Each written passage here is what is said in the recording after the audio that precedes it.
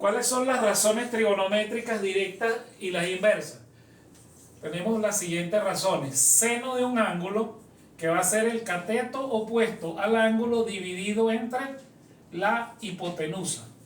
El coseno de un ángulo, que va a ser el cateto adyacente de ese ángulo dividido entre la hipotenusa, y la tangente del ángulo, que va a ser igual a el cateto opuesto al ángulo dividido entre el cateto adyacente al ángulo.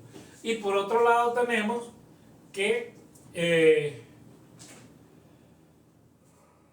la cosecante del ángulo va a ser igual a la hipotenusa dividido entre el cateto opuesto al ángulo, que la secante del ángulo va a ser igual a la hipotenusa dividido entre el cateto adyacente al ángulo, y que la cotangente de un ángulo va a ser igual al cateto adyacente al ángulo dividido entre el cateto opuesto al ángulo. Esas son las fórmulas que debemos saber para poder resolver un triángulo rectángulo y poder escribir las diferentes razones trigonométricas de ese triángulo rectángulo. En este caso nosotros nos están dando dos lados del triángulo. Nos están dando dos lados, el lado RT, el lado RS. Nosotros sabemos que RS es la hipotenusa. Quiere decir que RS al cuadrado va a ser igual a RT al cuadrado más TS al cuadrado, por el teorema de Pitágoras. Por el teorema de Pitágoras, entonces nosotros sabemos que la hipotenusa al cuadrado va a ser la suma de los otros dos catetos. Conozco la hipotenusa, conozco este cateto, me falta este otro. Me falta ¿quién? TS. Es decir, yo puedo decir que TS al cuadrado va a ser igual a RS al cuadrado menos RT al cuadrado, que sería lo mismo que decir TS al cuadrado sería 53 al cuadrado menos 28 al cuadrado. Vamos a poner esta S por acá. TS sería 53 al cuadrado menos 28 al cuadrado, nos da, vamos a hacerlo con la calculadora, 53 al cuadrado menos 28 elevado al cuadrado nos da 2025. 2025. Y cuando yo saco el cuadrado, TS, saco la raíz cuadrada de 2025, nos va a dar 45. 45. Eso es aplicando el teorema de Pitágoras.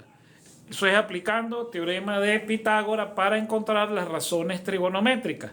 Estamos encontrando las razones trigonométricas, son problemas sencillos de triángulo, otro lado.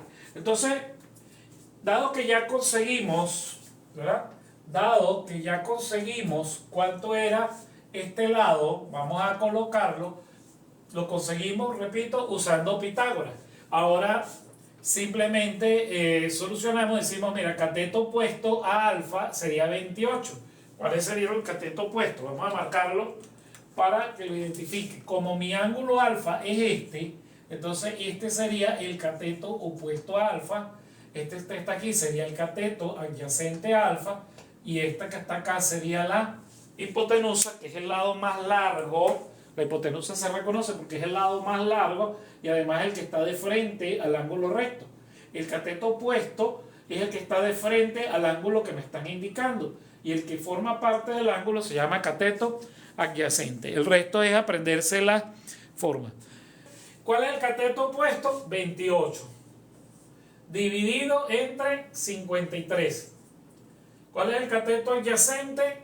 45 dividido entre 53. Cateto opuesto, nuevamente 28 dividido entre 45. La función que tenemos acá, la cosecante, es la inversa del seno. Por lo tanto, fíjense que es cateto opuesto sobre hipotenusa, y aquí es hipotenusa sobre cateto opuesto. Es decir, es 53 dividido entre 28. Acá sería 53 dividido entre 45 y acá sería 45 dividido entre 28. Las inversas uno de otro. La inversa es cuando la volteamos. Lo que estaba abajo pasa para estar arriba y lo que está arriba pasa por estar abajo. Por eso se llaman razones inversas y por eso es que la calculadora no